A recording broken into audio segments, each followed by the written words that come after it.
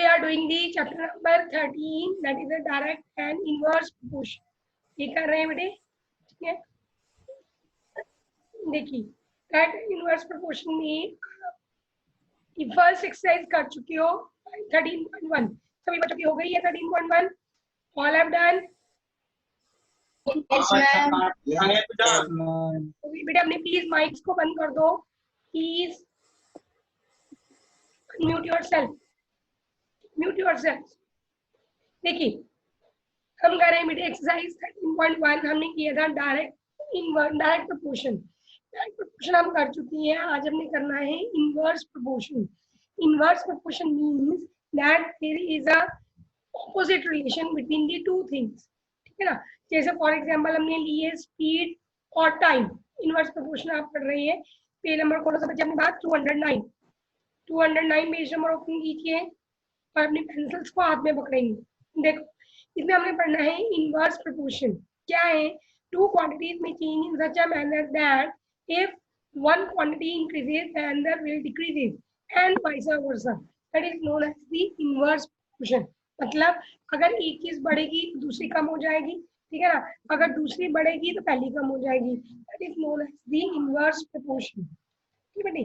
जैसे for example हमने लिया स्पीड एंड टाइम, ठीक है। आप साइकिल चला रहे हो, अगर आप साइकिल स्पीड से चलाओगे तो आप 10 मिनट में स्कूल पहुंच जाओगे, लेकिन अगर आप स्लो स्पीड से चलाओगे तो आपको नियर अबाउट 15 to 20 मिनट्स, ठीक है ना। डन, समझ में आ गया। तो इनवर्स प्रोपोर्शन का मतलब है there is a inverse relation between the two things, ठीक है। अब जैसे फॉर एग्जांपल आपने मैंने खाना बनाया है, ठीक है ना, कोई मीठी चीज बनाई है, अगर उसमें मीठा बहुत ज्यादा डल गया तो आप उसको कम खाओगे, अगर मीठा उसमें ठीक ठीक डला फिर आप उसको ज्यादा खाओगे, ठीक है ना। अगर आपको चीज पसंद हुई, आवाज नहीं आ रही, आवाज नहीं आ रही? हाँ जी, बाकी सबको भी नहीं आ रही है? आ रहा है मैम। आप फिर चेक करो, अपना कनेक्शन चेक करो, ठीक है बेटा। आ रही है। अब जैसे आपके पास कोई चीज आपकी बहुत फेवरेट है, वो बनी है तो आप ज्यादा खाओगे, अगर नहीं बनी तो कम खाओगे, ठीक है ना। आपको पसंद नहीं है तो वो कहते हैं inverse proportion means there is an opposite relation between the two things, that is known as inverse proportion. ठीक, अब इसको आपने अंडरलाइन किया है, इस लाइन को अपनी बुक में अंडरलाइन करो सभी बच्चे along with your pencil। Two quantities may change in a manner that if one quantity increases, the other quantity decreases and vice versa। हाँ जी, मार्क किया। जैसे अपने एग्जाम्पल क्या दिया है, अब जैसे आपके घर में बहुत सारा काम है, ठीक है ना, अगर आप अपनी मम्मा के साथ मिलकर काम करवाओगे तो वो काम थोड़े टाइम पीरियड में पूरा हो जाएंगे, लेकिन अगर आप वो काम आपकी मम्मा इकल्ली करेगी, ठीक है ना, तो उनको क्या लगेगा, टाइम ज्यादा लगेगा। तो that is known as the inverse proportion. ठीक, अब देखो बेटे अपने मार्क अगले पेज पर चलो, ओपन करो मार्क, ये है आपके पास दिया, देखो take a square paper and arrange 48 counters on it in a different number of rows and shown below। ये हमने लिया, इन्होंने 4 रोज बनाई तो 12 कॉलम बने, 6 रोज बनाई तो 8 कॉलम बने। हम यहाँ पे देखो एग्जाम्पल समझ में आता है, अगर आप रोज को बढ़ा रहे हो, रोज को कम कर रहे हो, कॉलम्स को बढ़ा रहे हो, ठीक है ना, और अगर आपने 4 रोज की बजाय उसकी 6 रोज बना दी और फिर आपके कॉलम क्या हो गए, कम हो गए, ठीक है। स्क्वायर तो आपके पास लिमिटेड थे, 48 काउंटर बनानी है, ठीक है। आपने 4 रोज और 12 कॉलम बनाए, अब आपने क्या कर दिया, 6 रोज कर दी। जब आप 6 रोज करोगे तो कॉलम आपके क्या हो जाएंगे, कम हो जाएंगे। तो that is the example of the inverse proportion. ठीक, अब ये देखो, ये हमने पहले भी कर चुके हैं।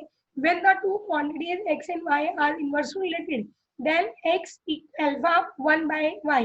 मैंने आपको यहाँ पर लिखवाया था a अल्फा 1/b, ये लिखवाया ना सबकी कॉपी में, सब बच्चों ने लिखा था ना अपनी कॉपी में कि डायरेक्ट प्रोपोर्शन में हमें क्या करना है, a alpha b। A alpha B का मतलब उनको हमने डिवीजन किया, ठीक है ना। और इनवर्स प्रोपोर्शन हमने क्या किया था, a अल्फा 1/b। यहाँ पर इन्होंने x और y लिया है, हमने a और b लिया, but difference is only that. Okay, now come to exercise 13.2। Open कीजिए सब बच्चे, पेंसिल हाथ में पकड़ेंगे, फर्स्ट क्वेश्चन हम बुक के ऊपर ही करेंगे।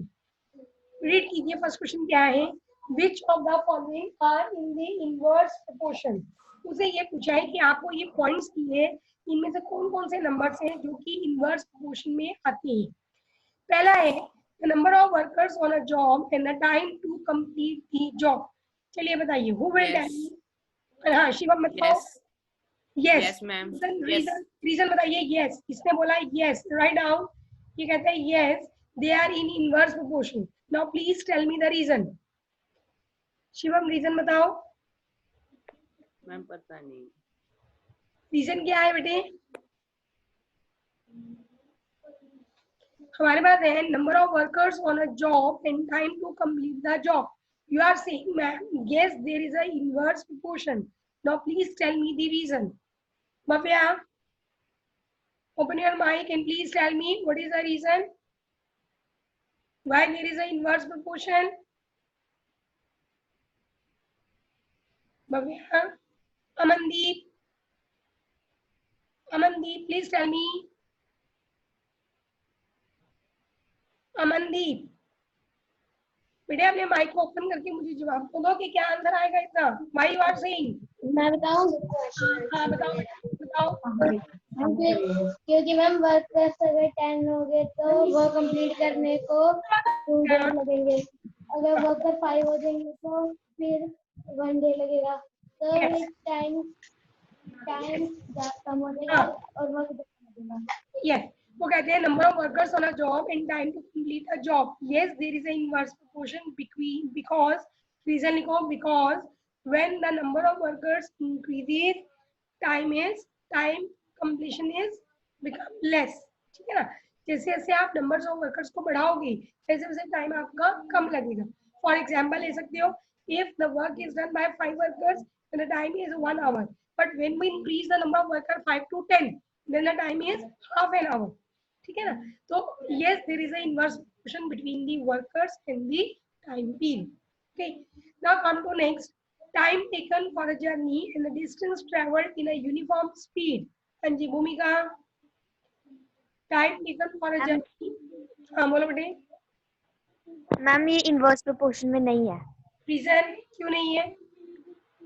मैम जैसे जब हमारा डिस्टेंस जितना हमारा ज्यादा होगा उतना टाइम भी हमारा ज्यादा होगा, और जब डिस्टेंस कम होगा तो टाइम कम होगा। ये तो ठीक है, लेकिन यहाँ पर एक वर्ड दिया है यूनिफॉर्म स्पीड। अगर मेरी स्पीड अच्छी होगी फिर थोड़ी ये रिलेशन रहेगा।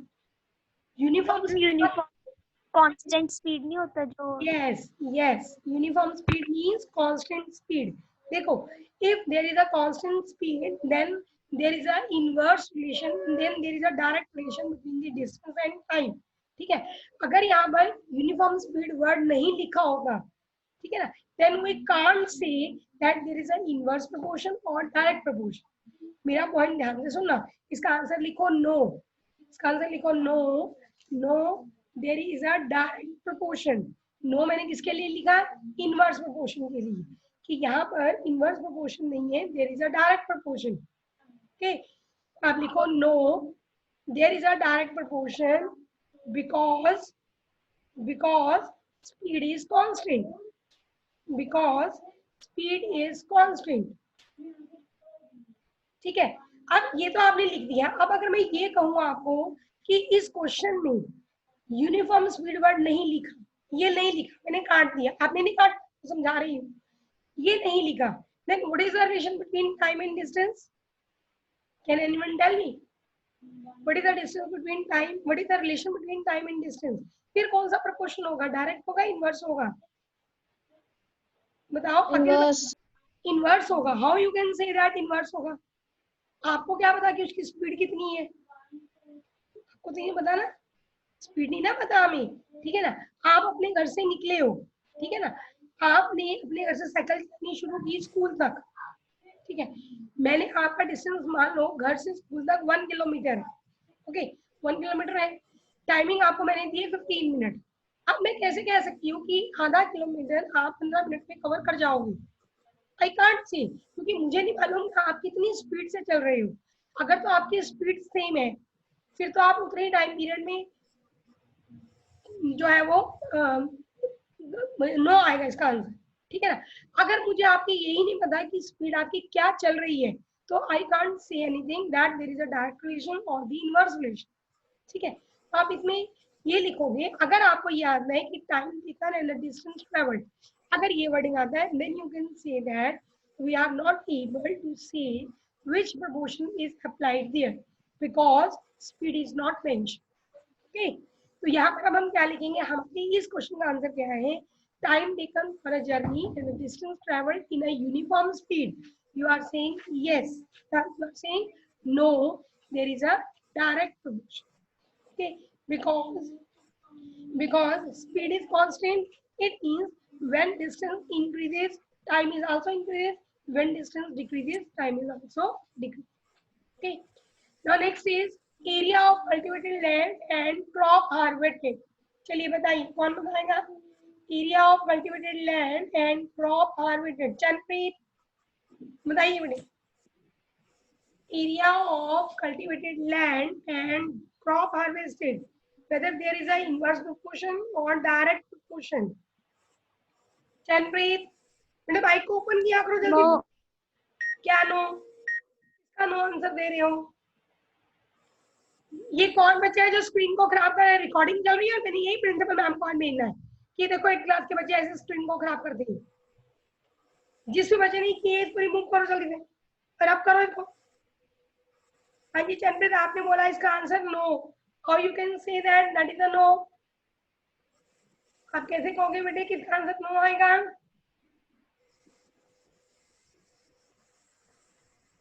बताओ चंद्रित जल्दी से बताइए. देखो area of cultivated land and crop harvested, ठीक है ना. आपके पास जितनी ज्यादा लैंड होगी उतनी ज्यादा ही आप क्या कर सकते हो, क्रॉप को हार्वेस्ट कर सकते हो, क्रॉप को उगा सकते हो. हार्वेस्टिंग का मतलब यही होता है जितनी लैंड कम होगी उतनी ही वो कम होगी. So there is a direct proportion between the area of cultivated land and crop harvested. इसका आंसर आप क्या लिखेंगे, no. No, there is a direct proportion. No, there is a direct proportion between the area of cultivated land and crop harvested. Okay. Now next is time taken for a fixed journey and speed of vehicle. काव्यांश, काव्यांश बताइए.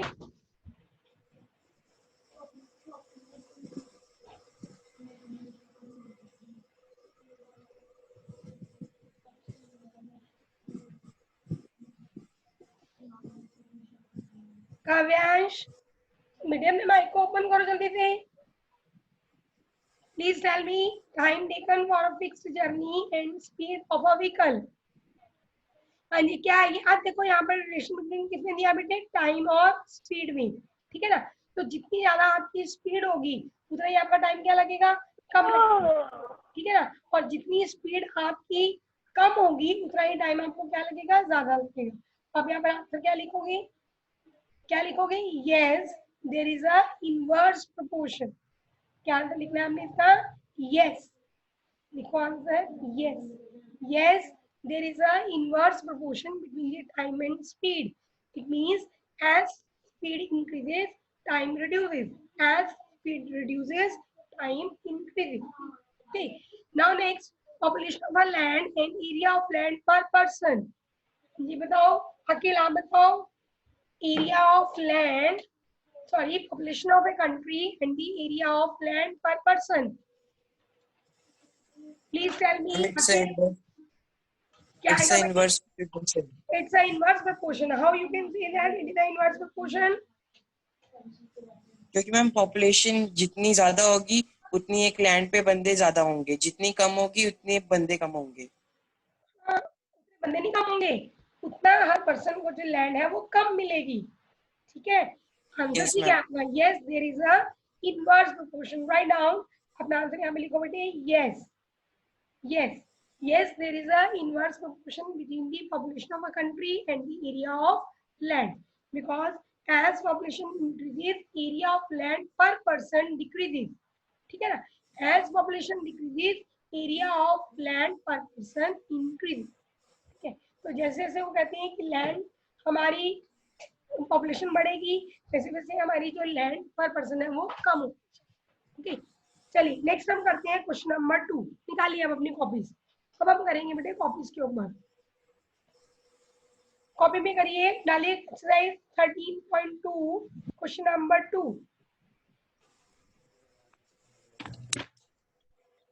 बेटे question अपने पास?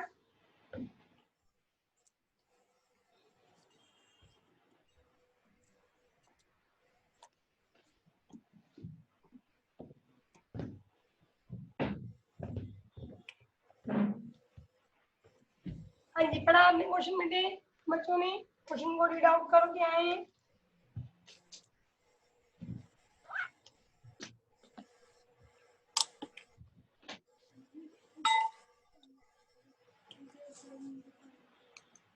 सब बच्चों को black board दिख रहा है? It is visible to you?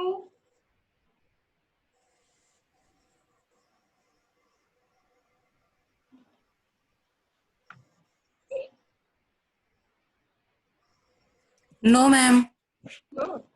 Yes ma'am. एक मिनट वेट। मैम अब आ गया। आ गया? सभी बच्चों को आ गया है?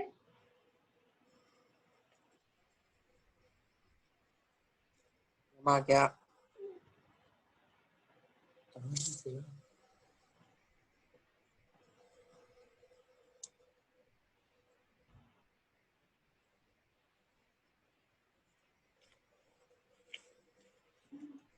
एक मिनट बच्चे।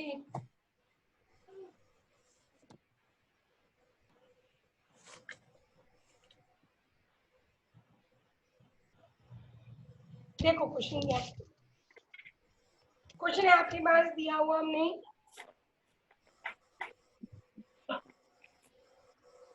सब बच्चों ने क्वेश्चन खोल लिया। हम कर रहे हैं क्वेश्चन नंबर 2। एक्सरसाइज है हमारे पास 13.2। नंबर 2 क्वेश्चन है, in a television game shows the price of money is rupees 1 lakh is to be divided equally among its winners. Complete the following and find whether the prize money given to an individual winner is directly or inversely proportional to the number of winners. ठीक है, अब देखो इसने आपको एक table दिया है। क्या टेबल है, बनाओ इसको सब बच्चे कॉपी पर। प्लीज अपने माइक को बंद कीजिए, जिस बच्चे का भी माइक ओपन है। ये आपके पास है नंबर ऑफ विनर्स और नीचे आपके पास है प्राइस। विनर है आपके पास 1, 2, 4, 5, 8, 10, 20। ठीक है, प्राइस है बेटे आपके पास 1,50,000। हमने ये निकालने हैं सारे, you have to find out। ठीक है ना। अब देखो यहाँ पर क्या करेंगे, उसने ये पूछा है कि whether there is a direct relation or the inverse relation। हाँ जी बताइए क्या आंसर आएगा। There is a inverse relation between the number of prizes and the number of winner and the prizes। क्यों inverse relation है between? जैसे जैसे winners की numbering बढ़ती जाएगी वैसे वैसे प्राइस की डिस्ट्रीब्यूशन जो है वो उनमें कम होती चली जाएगी। ठीक है ना। यहाँ पर एक लाइन दी है, divided equally among the members. हमने सभी मेंबर्स में इक्वली बांटना है। ठीक है, तो अगर इक्वली वर्ड में दे दिया इट मींस क्या होगा कि जैसे जैसे हमारी नंबर ऑफ विनर्स इंक्रीज होंगे तो price distribution among the winners भी रिड्यूस। तो आंसर लिखो यहाँ पर, हियर आंसर लिखो पहले, here number of winners and price money are in inverse proportion,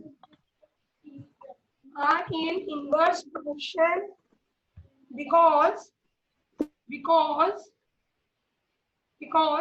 when number of winners increases price money decreases।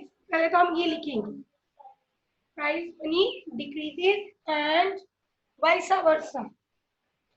वाइसा versa का मतलब होता है उल्टा, कि जैसे जैसे नंबर ऑफ विनर्स कम होंगे प्राइस ऑफ मनी भी क्या हो जाएगी, इंक्रीज।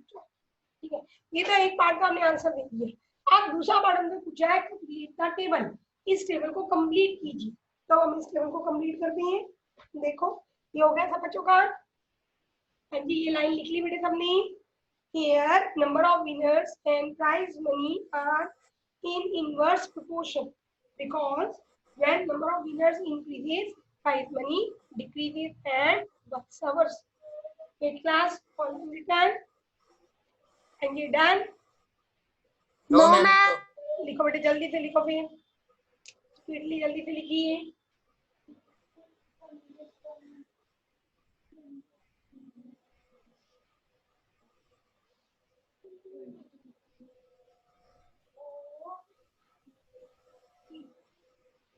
चलिए बेटे लिखिए यहाँ। अब देखो हमने इनवर्स प्रोपोर्शन है, अब करना कैसे है क्वेश्चंस को, इनको हम नंबरिंग दे देते हैं जैसे P1, P2, P3, P4, P5 ये नंबर दे दिए, हमने लेट कर दिया P1, P2, P3, P4। अब हमें क्या दिया है 1। अब जब आपने इनवर्स प्रोपोर्शन करना है तो आपने इन दोनों को डिवीजन में नहीं लेना, आपने इन दोनों को क्या करना है मल्टीप्लाई, ठीक है ना। इंटू इक्वल टू में अब हमने क्या निकाला है 4 इंटू P1 निकालना है ना, हमने वहां पर लिखा था A अल्फा 1/b, ये लिखा था आपने, ठीक है ना। तो A अल्फा 1/b का मतलब क्या हो गया कि एक है 1 multiply sorry alpha equal to में है 1/1 लाख, तो ये चीज जब इधर आएगी तो मल्टीप्लाई में हो जाएंगे, ठीक है। डायरेक्ट प्रोपोर्शन में हम डिवाइड में करते हैं, इनवर्स प्रोपोर्शन में हम मल्टीप्लाई करते हैं। तो अब ये देखो क्या हो जाएगा 1 लाख, 4 इधर आ गया डिवीजन में P1, आपके पास P1 की वैल्यू कितनी आ गई बेटे that is 25,000। Okay now we have to find out the P2, वो कैसे निकलेगा 1 into 1 lakh equal to 5 into P2, ये बेस है और हम ये लेकर चलते जा रहे हैं। आप इसे भी ले सकते हो, गलत नहीं होगा, 2 इंटू 50,000 से करना है तब भी आंसर यही आए।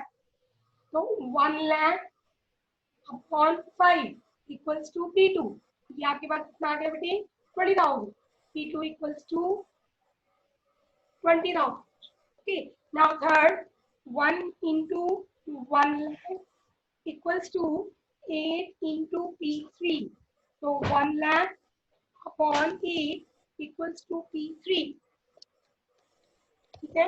ये आपके पास हो गया P3 equals to 12500 12500, P3 equals to 12500. Now come to P4, 1 into 1 lakh equals to 10 into P4. So 1 lakh divided by 10 equals to P4. ये कट गया P4 equals to 10,000. Okay. Now you have a last part. Last part करिए सब बच्चे अपने आप calculate. 1 into 1 lakh equals to 20 into P5। करिए अपनी बात में। हाँ जी करिए सब बच्चे जल्दी से। जब सब बच्चों के सारे पार्ट हो जाए तो मुझे बताना और मुझे P5 की वैल्यू बताओ क्या आ रही है।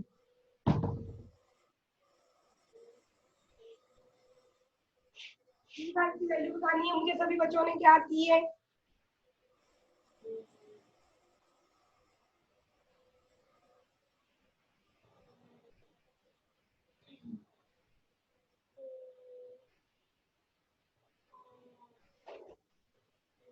Eight class all have done, सभी बच्चों का हो गया। No ma'am. No ma'am. करिए करिए जल्दी से करिए और मुझे लास्ट पार्ट का आंसर बताइए क्या आता है।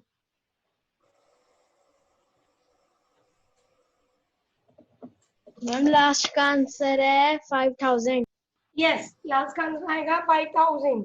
1 into 1 lakh equals to 20 into P5। तो जब आप 20 को उधर डिवाइड में लेके जाओगे तो 1 अपॉन 20 दैट इज 5000। गुड। हाँ जी बाकी सब बच्चों का हो गया।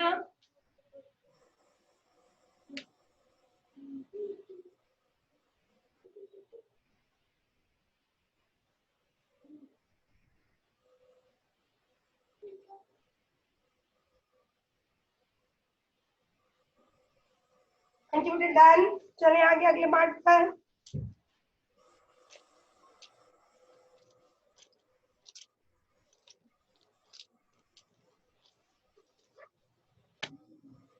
Yes ma'am.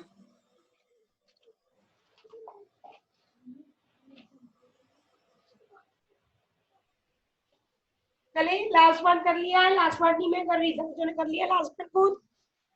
हाँ जी हो गया लास्ट पार्ट।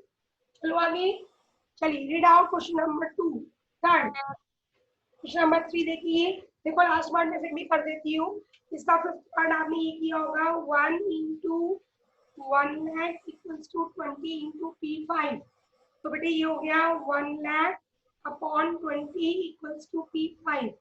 कितना आया ये आपके पास 5000। P5 equals to 5। ये आपका लास्ट पार्ट, ठीक है। Now read question number third. क्या है?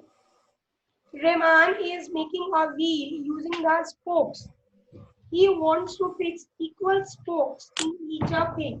क्या वो कहते हैं कि वो इक्वली उसको जो है वो हर एक स्पोक में रखना चाहता है, हर व्हील में इक्वल स्पोक्स होती है। स्पोक्स क्या होते हैं? ये व्हील है, ठीक है, ये व्हील है, इसके अंदर ये जो हमारी ऐसी ये बनी है होती है ना ये के अंदर ऐसे ये। अब क्या कहते हैं? Equal spokes in such a way that angles between any pair of consecutive spokes are equal. उसने कहा है कि वो स्पोक ऐसे रखना है कि सभी के अंदर जो एंगल है वो सेम हो, ठीक है। और क्या कहते हैं? Help him by completing the following table. अब देखो बेटे इसमें क्या करना है। उसने कहा है कि जब 4 व्हील थे तो उसका एंगल क्या था? बड़ा था। जब कितने हो गए 1 2 3 4 5 6 7 7 स्पोक्स हो गई तो उसका व्हील की जो एंगल है वो क्या हो गया? कम। इसका मतलब क्या है कि जब वो इसके अंदर स्पोक्स को बढ़ाता जाएगा तो उसका जो एंगल है वो हर बारी क्या होता जाएगा? कम होगा, ठीक है ना?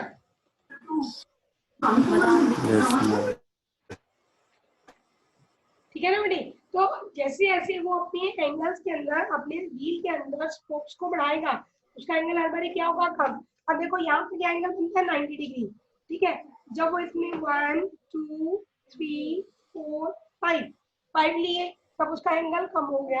जब उसने और बढ़ा दिए तब ये और छोटे हो गए। इसका मतलब there is a inverse relation between number of spokes and the angle, ठीक है ना? जैसे जैसे नंबर ऑफ स्पोक इंक्रीज होंगे एंगल को है वो कम हो सकता है, ठीक है। अब इसमें लिखो नीचे की लाइन। पहला से पूछा है are the number of spokes and angles formed between the pair of consecutive spoke is inverse proportion। अब आंसर क्या लिखोगी? yes। देखो आंसर फर्स्ट का क्वेश्चन नंबर थर्ड के फर्स्ट पार्ट का आंसर लिखो yes। yes there is inverse proportion between number of spokes and angle between them and angle between them, ठीक है। when when number of spokes increases angle reduces and vice versa मतलब उल्टा हो जाए,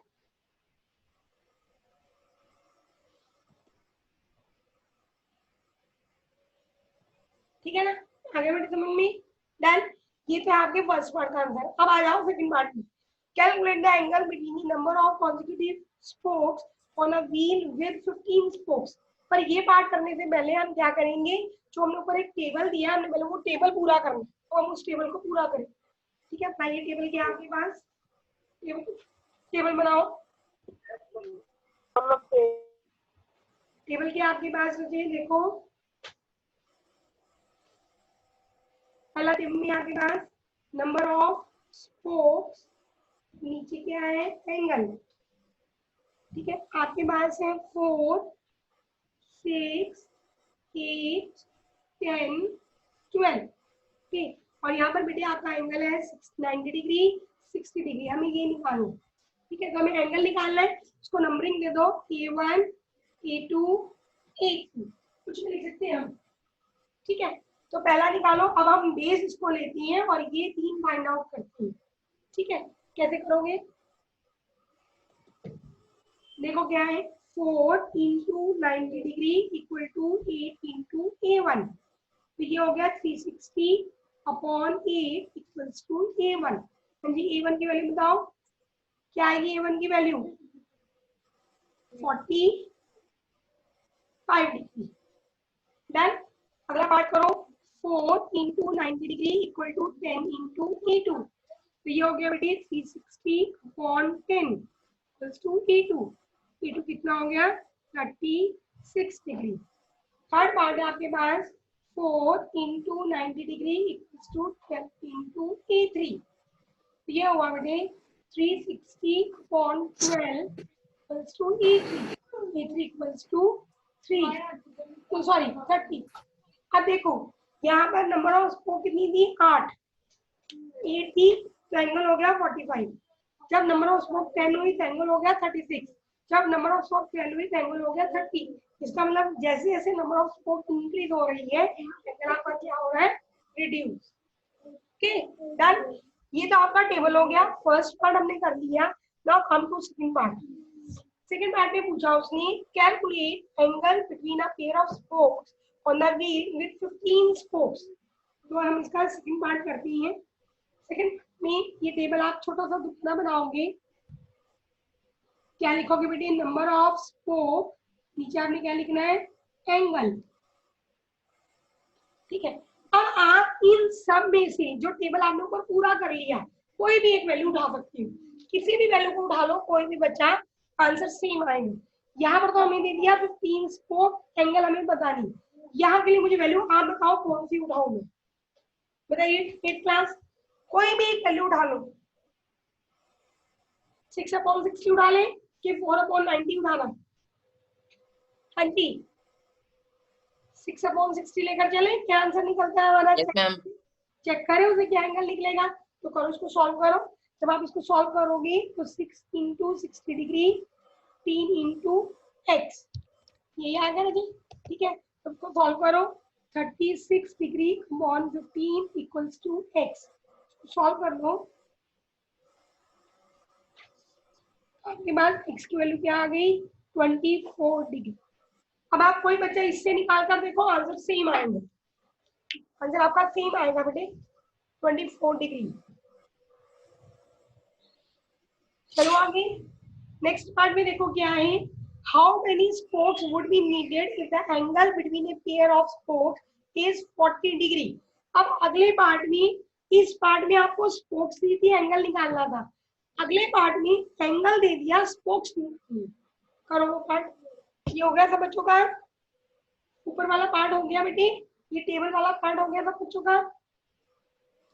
हाँ जी 8 क्लास, ऑल हैव डन बेटे response. Yes, ma'am. को अभी मैं आगे चलूंगी। हाँ जी, बाकी Yes, ma'am, हो गया। ये क्या है? मैम थोड़ा सा नीचे करना। ओके, ये लीजिए। हो गया डन। अब बेटे करो इसका थर्ड पार्ट। थर्ड पार्ट देखो क्या है। थर्ड पार्ट में एक टेबल बनाओ। टेबल बनाना पड़ेगा आपको फिर से। हमने यहाँ पर लेना है नंबर ऑफ स्पोक और एंगल।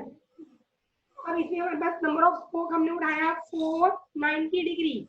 क्वेश्चन में आपको एंगल दे दिया 40 डिग्री। ये एक्स आपने निकालना है, हमें ये नहीं मालूम। करो बेटे, 4 into 90 degree equal to x into 40 degree. क्या हो गया? 360 अपॉन 40 टू 9 एक्स। ये आपके पास clear 9। So X equals to 9। इसका मतलब मेरी स्पोक्स अगर 9 होंगी तो मेरा एंगल कितना बनेगा? 40 डिग्री। एंड देन सब बच्चों को यहाँ तक समझ में आ गया? हाँ जी 8 क्लास, ऑल हैव डन। चलो आगे बेटे।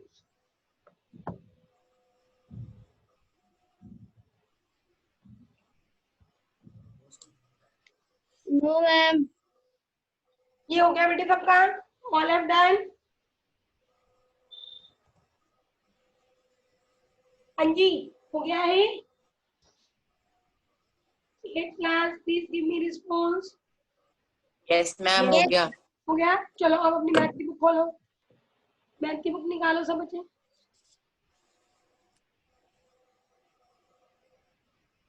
देखो मैं कितनी है आपके पास 13.2 से ऊपर एग्जाम्पल है आपके पास बेटे, वो एग्जाम्पल निकालो, खोलो एग्जाम्पल सब बच्चे, खोला अपनी। इसमें देखो आपके पास यहाँ पर एग्जाम्पल दिए हैं, ये ए नंबर निकालो बेटे, आपके पास 3 नंबर है 212 211 निकालो पहले, उस पे ये दिया है ट्राई दीज, ठीक है, ये ट्राई दीज आपने एक तो करना है, मार्क करो इसको पास, पेज नंबर 211 पर दिया है ट्राई दीज, सब बच्चों ने मार्क कर लिया, हाँ जी। और उसके बाद बेटे आपने करना है example number 7 and example number 8 और एग्जाम्पल नंबर 9, तीनों एग्जाम्पल आपने करने हैं। Firstly you have to do the try these, then you have to do the exam, okay जी। मार्क कर लिया सब बच्चों ने अपने पास होमवर्क अपना? Yes ma'am. किसी यस मैम। Very good. किसी बच्चों को कुछ पूछा तो नहीं है? No ma'am. No ma'am. तो सब बच्चों ने ये एग्जाम्पल और ट्राई दीज करने हैं। कल पहले हम क्लास में इसको डिस्कस करेंगे, फिर हम अगला क्वेश्चन, ओके।